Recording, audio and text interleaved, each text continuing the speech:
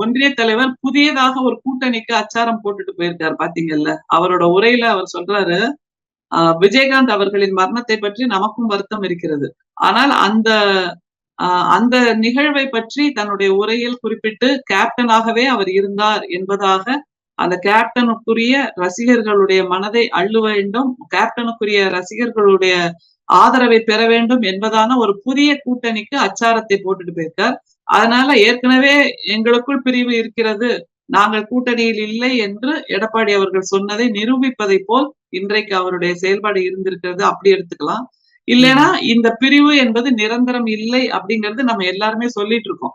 ம்ஹ்ம். அதிமுகவுக்கும், பிஜேபிக்கும்.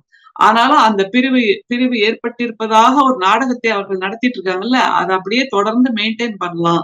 எலக்ஷன் வரைக்கும். அப்பதான் நமக்கு சிறுபான்மையினர் ஓட்டு கிடைக்கும். அப்படிங்கிற நிலைப்பாட்டுல 2 பேரும் இருக்கிறதாக நம்ம அப்படியும் எடுத்துக்கலாம்.